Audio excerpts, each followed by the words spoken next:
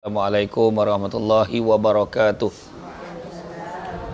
Alhamdulillahirabbil wassalatu wassalamu ala asyrafil anbiya wal mursalin wa ala alihi wa sahbihi ajma'in. Subhanaka la ilma lana illa ma 'allamtana innaka antal alimul hakim. Rabbi shrah li sadri wa yassir li amri wa hlul 'uqdatam min lisani yafqahu qawli. Alhamdulillah, syukur kepada Allah SWT. Terima kasih banyak kepada saudara Azmin Badri selaku pengurusi acara pada hari ini. Terima kasih kepada jawatankuasa penganjur tuan rumah dapat kita bersama pada petang ini. Maaf atas kelewatan yang tak dapat dielakkan sebab terlampau melapar pun nak. Jadi saya berhentilah tadi kek kau dah makan dulu. Bersadap sikit nak ceramah. Ceramah pula dah kipih ni, aku ajak pergi lap lah ni. Nak cerita kan. Jadi alhamdulillah, petang ni dia bila kata sembang santai ni, dia burak yang senang-senang, yang penting senang ingat. Senang ingat. Kan cerita apa panjang tu buyo benar kan mengangur, ya kita tak faham tak kan. Biar dia dapat point. Point okey ya duduk bawah okey tu. Nampak ke tidak cuma hitam ni, nampak tak? Nampak. Nampak okey. Alhamdulillah. Jadi jangan relax ya. Sebab petang ni saya kongsikan tentang macam manakah Nabi pernah ditanya tentang syurga dan neraka, dan Nabi sebut sesungguhnya umatku semuanya akan masuk syurga kecuali mereka yang enggan. Semua akan masuk syurga kecuali mereka yang tak nak. Lepas tu sahabat-sahabat tanyalah, siapa pula yang tak nak ni? Gila betul tak nak. Nabi kata senangnya orang yang dengar perintah Allah dan perintah aku, orang tu nak masuk syurga. Tapi kalau untuk beggar, dogi, tak nak dengar cakap, dia tak nak ikut perintah Allah tu, maka orang ni akan masuk neraka. Macam tu ya senang. Jadi sekianlah ceramah kita pada petang ni. Kau susah apa? Nah dah, cantu ya kan payah apa nah. Kan nak kata nak pendek kan, ringkas macam tu lah. Apalah rupa, pendek warna jamah tu kan. Macam tu. Terperanjat dia kan. Dan ponik berjalan pun tak habis ni tu kan. Okey. Okey macam ni. Dah, maksud itu adalah kita ni kena taat pada perintah Allah dan Rasul. Jadi bila disebutkan oleh Imam Nawawi, kita ni nak berjaya. Nak berjaya ni syurga Allah.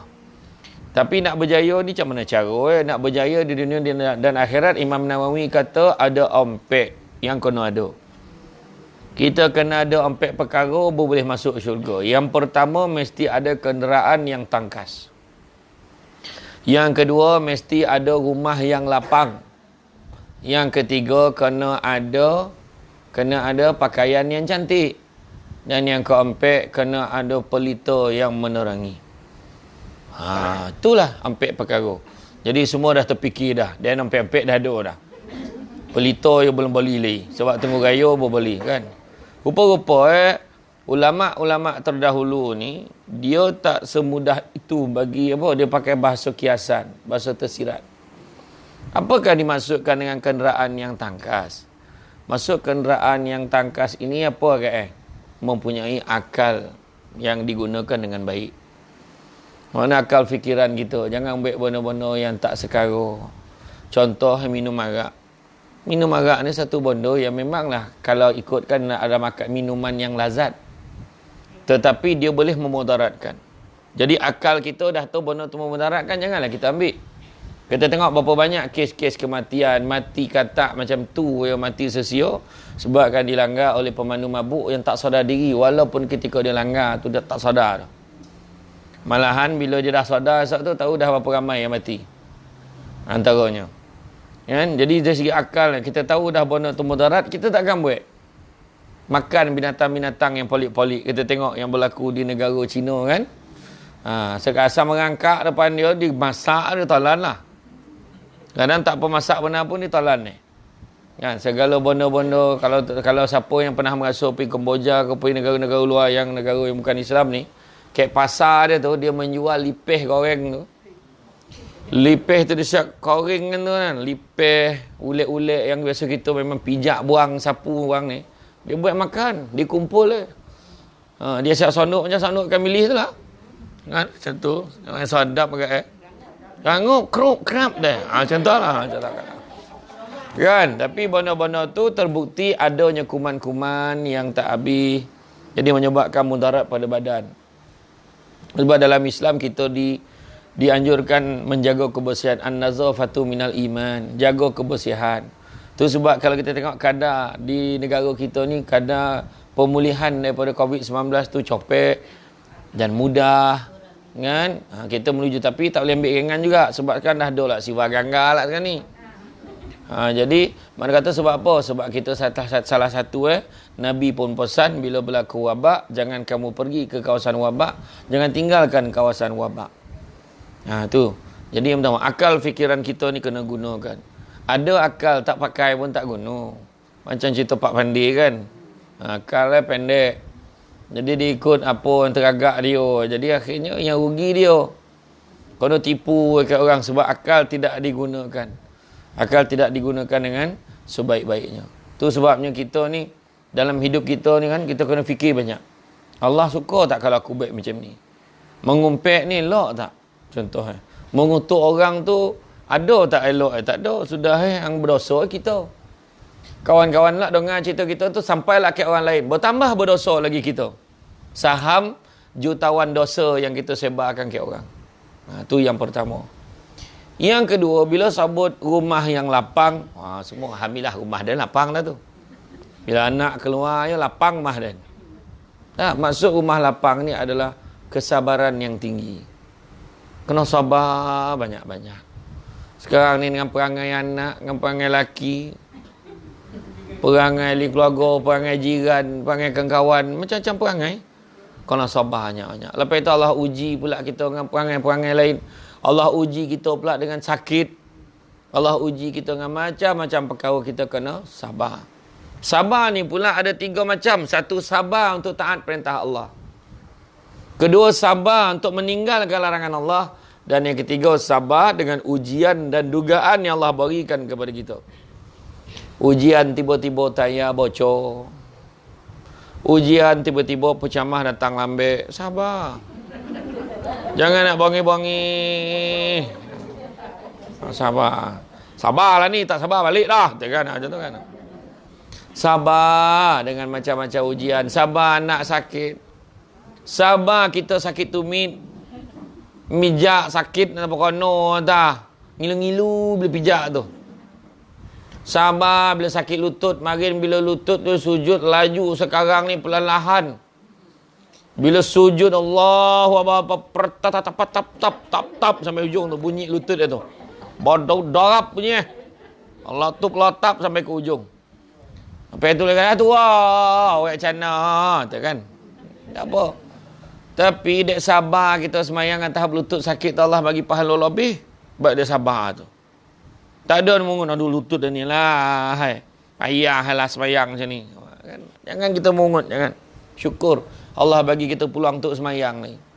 Yang semayang kat kursi dah tak terayo nak sujud apa? Yang penting kita usaha nak semayang tu yang paling kuat kita boleh buat. Jangan tak semayang sudah. Aduh, bangsa jantan yang period tak berhenti je duk. Dia elok ya setiap waktu dia tak semayang. Orang perempuan ada yang time cuti dia tak apa salah pula. Tak apa Johnny towel pakai, tuala wanita ni pakai pun tak tahu. Tak koring-koring sepanjang tahun. Arah tu kan. Itu dah. Jadi sabar dengan perangai. Dan bila kita diuji dengan sakit kan. Diuji dengan sakit Allah akan hantar 2 malaikat. Kau pergi tengok si Senah tu, bukan nama sebenar. Ada ke nama Senah sini? Ada, mana dah? Tu Senah tu. Contoh si Senah tu demam. Allah hantar malaikat. Kau pergi tengok Senah tu cakap apa. Bukan Allah tak tahu. Allah saja bagi kojo kat malaikat. Malaikat bila sampai ke Senah tu tengok. Allah saja bagi dia demam ni biar dan rehat dekat Alhamdulillah dapat dan rehat. Macam tu ayat dia. Maka pada ketika tu malaikat bila sampaikan kat Allah Ta'ala, dia syukur ya Allah. Dia kata mungkin kau bagi dia demam supaya dia boleh rehat. Allah Ta'ala beritahu, kalau macam tu lah khabar kat Senah, kalau dia mati, akan ku masukkan dia ke dalam syurga. Andai kata dia hidup, akan ku gantikan daging dan darah dia dengan daging dan darah yang baru. Tu sebab orang kalau elok demam macam-macam kojo nak dibuat, mana beh lah dia. Masalah mana nak berlari, nak berjogging, semua benda nak dibuat. Sampai kan lambu itu pun nak disembalih. Wah, belum lagi ayo korban pagi itu, belum lagi dah. Sama, senang oi. Kata kan. Tapi kalau andai kata malaikat bila sampai ke rumah si Senah tadi. Kan tengok apa khabar? Allah. Sorry Rahman mati lagi baik. Dia kata tu contoh. Pada ketika itu bila sampailah cerita tu malaikat sampaikan ke Allah. Allah sebut, kalau begitulah katanya, suruhlah dia sembah Tuhan selain aku. Maknanya Allah tak suka kita mengeluh. Sebab yang kita sakit ke apa ke semua Allah bagi. Allah sebut, la yukallifullahu nafsan illa wus'aha. Kan? Sungguhnya Allah tak timpakan sesuatu melainkan sesuai dengan kemampuan si Zarah. Mana Zarah? Ada Zarah? Taklah ada. Timah ada. Timah. Mana Timah? Mana Timah? Sebelah pula. Kono. Lepas Senah, Timah pula. Tu dia. Kan? Jadi makna kata tu lah dia. Kan? Makna kena sabar. Allah bagi kadang, bila tengok balik kan, cuba tengok bonda-bonda semua kan. Marinlah Allah. Nek moyang sorek membesarkan anak. Duduklah ke Felda Poland. Marin apa ada sini? Apa pun tak ada sekarang ni, ada banyak. Kau dah top up pun banyak. Kau dah makan pun banyak. Dah lah kau dah makan, potong-potong, dapat pula kuih wade, panih. Mana makannya tadi tu? Tanya mereka. Dah contoh kan, dulu mana ada? Sekarang semua dah ada, jalan pun dah cantik. Kan? Jadi makna kata dah terlampau banyak kemudahan. Kan? Jadi disebabkan susah-susah dulu. Tiba-tiba hari ni anak semua dah lopeh-lopeh semua. Duduk Kuala Lumpur, duduk Shah Alam, duduk Melaka, duduk Perak, dah berkojo. Elok-elok kojo masing-masing. Nak menunjukkan apa? Betul lah kata Allah dalam Quran, Allah uji kita tu sesuai dengan kemampuan kita. Tiba-tiba semua dah okey. Hari ni anak lah tanya, mak macam mana mak? Duit belanja cukup tak ni? Tak tahu. Kan? Dia belanja cukup tak? Cukup. Nak bagi boleh ya? Macam tu kan? Macam tu.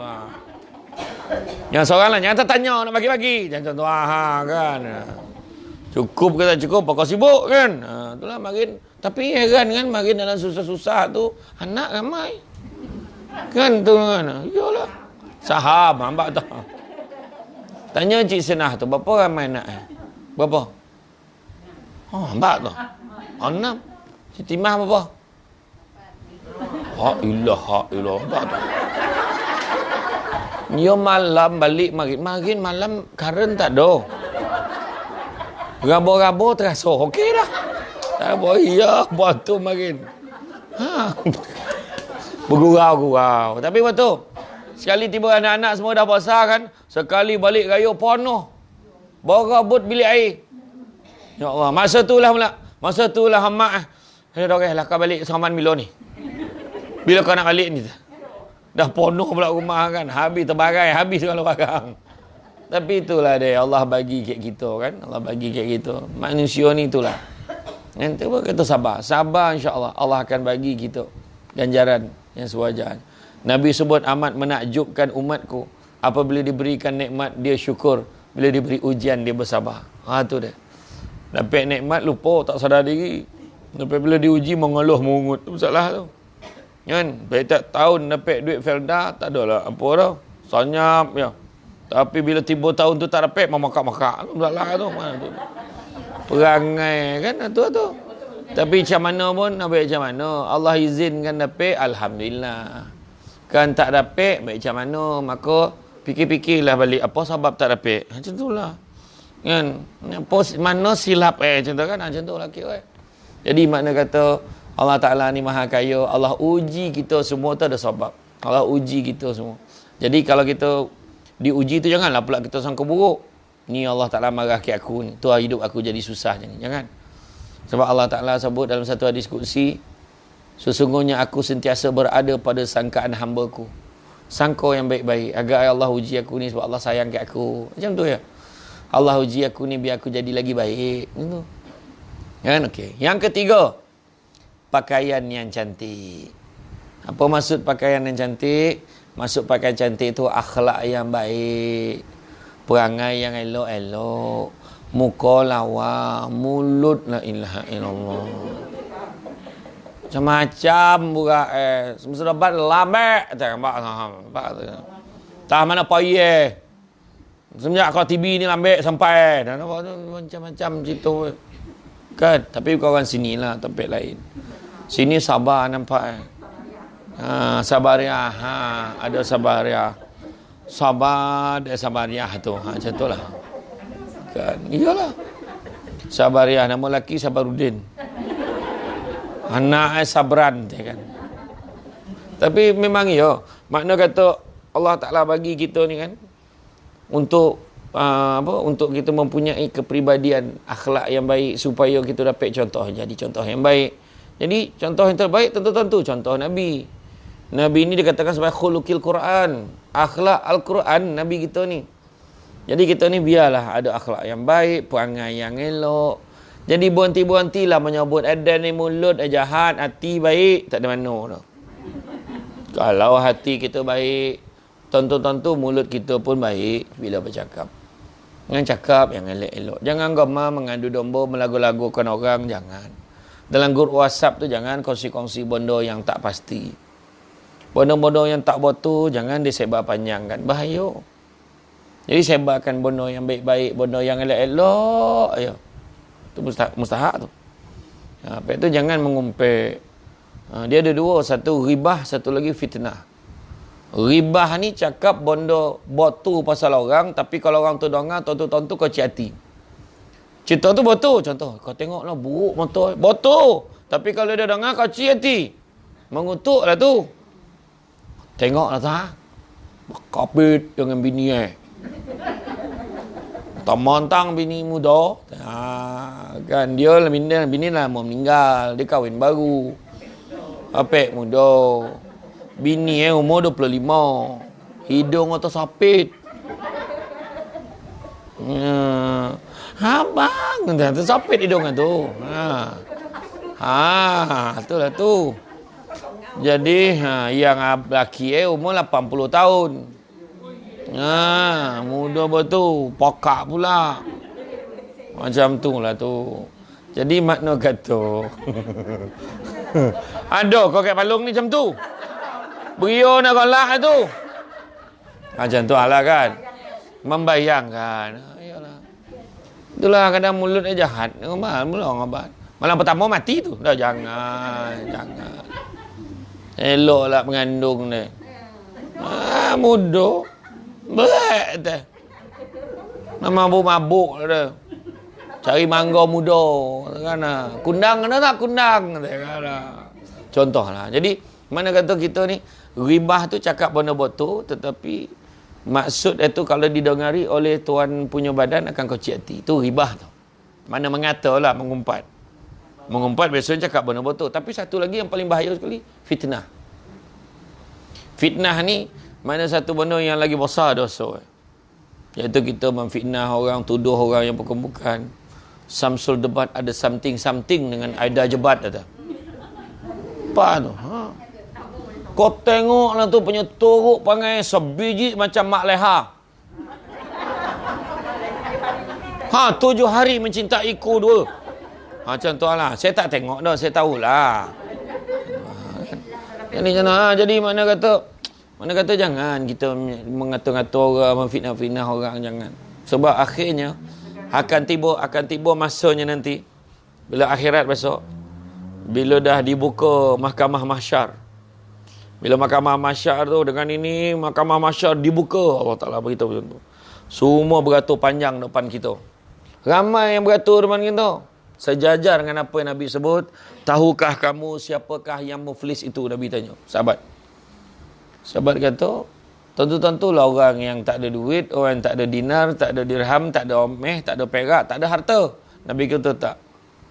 Orang yang muflis itu Nabi kata adalah orang yang membawa segala amal ibadah dia, sembahyang, mengaji, puasa, ibadah haji, umrah bawa ke hari akhirat, tetapi dimufliskan disebabkan perangai gamang ngutuk-ngutuk orang, naik orang, menzalimi orang. Beratur panjang depan kita. Kita tadi pahala dah borek dah. Dosa dah kurang. Tapi dia kita kutuk orang tu, ambil satu pahala. Lepas tu kita cakap orang, tak fitnah orang pula, zap, ambil satu lagi. Ambil hak orang, zap, ambil satu lagi. Ambil satu. Sudahnya, habis pahala kita. Beratur masih lagi panjang. Kita menjaga, ya Allah, apa yang beratur panjang mana ni, ya Allah? Pahala aku dah habis dah, ya Allah. Disebabkan pahala dah habis, masa tu dosa orang yang kita kutuk tu pula kita ambil. Bayangkanlah. Bayangkanlah. Tak apa. Susah. Tak apa. Jauh tangan kosong bagi bismillahirrahmanirrahim. Belum. Ayolah. Saja yang usik. Pemana terperanjat. La ilaha illallah. Tapi memang jadi makna kata dalam hal ini jangan kita jadi orang yang muflis. Tu sebab bila ada orang kutuk orang lain, dia dengar kan, si apa tu lah, si gayah tu. Kenapa? Kenapa dengan gayah tu? Dia tak ada gayah tu. Milah ada milah. Limah tak datang. Asmah.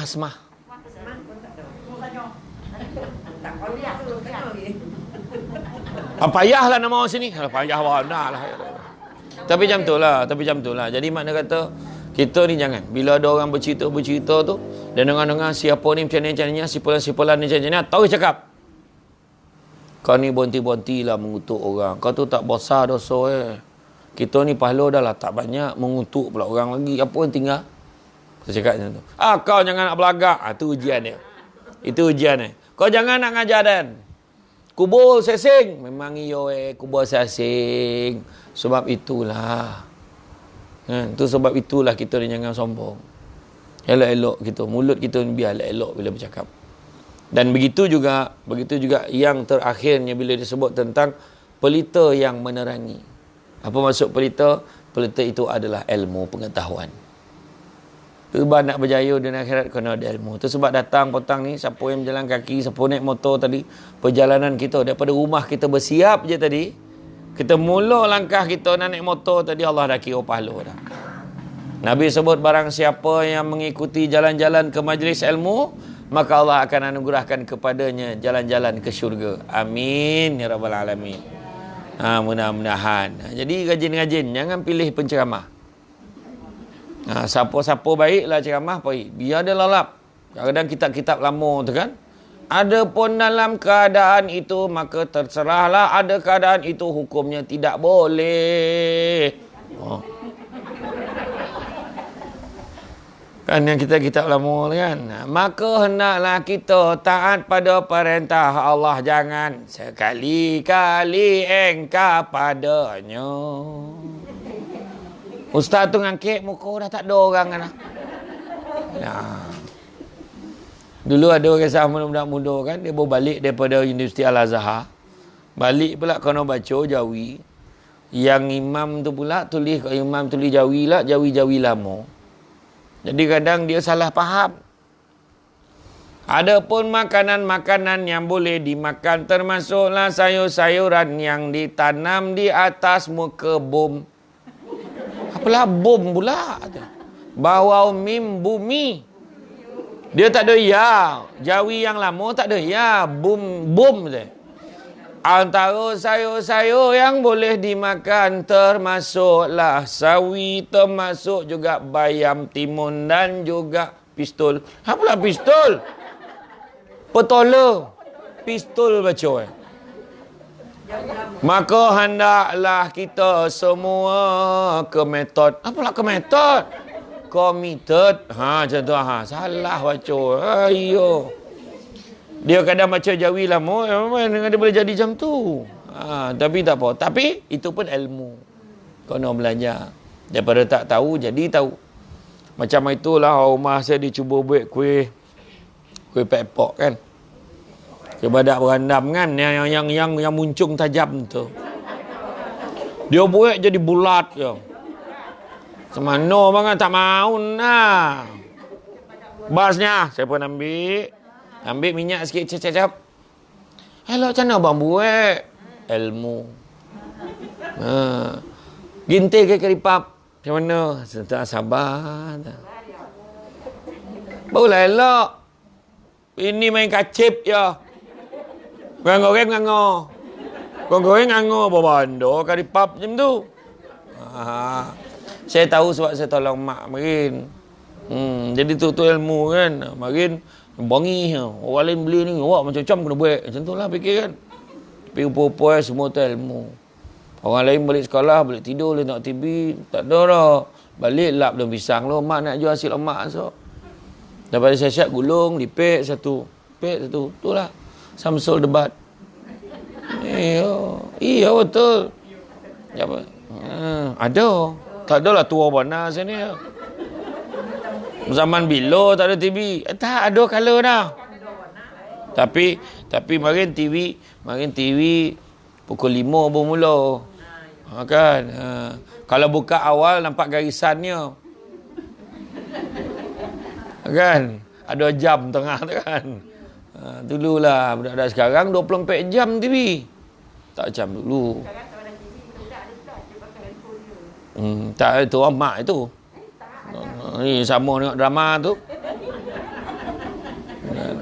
Tapi macam saya cakap lah kan, tapi apa pun dalam kehidupan kita berpegang lah. Tu sebab saya bagi poin yang paling senang ya. Ingat apa yang pertama tadi, mana orang kata yang pertama apa? Kenderaan yang tangkas. Yang kedua tadi apa? Rumah yang lapang, iaitu sabar. Yang ketiga pakaian yang cantik. Dan yang keempat pelita yang menerangi. Jadi rasa cukup setakat tu. Sebab lepas ni orang nak bergambar pun dah. Jadi tak payah lama kau lagi dah nak asap pula kan. Jadi cukup dah tu. Pending kata kalau ada apa-apa soalan lepas ni kan boleh sambil-sambil nak minum kan. Tempat tu dah ada dah tak. Boleh tanya-tanya soalan. Ya. Jadi itu saja daripada saya. Saya ucapkan terima kasih banyak atas kesudian mengundang saya. InsyaAllah kan pukul 5 kan ada satu lagi program. Jadi ni santai-santai aja. Saya terima kasih banyak. Jadi kalau nak tanya boleh tanya ya. Terima kasih. Jadi sedikit makluman.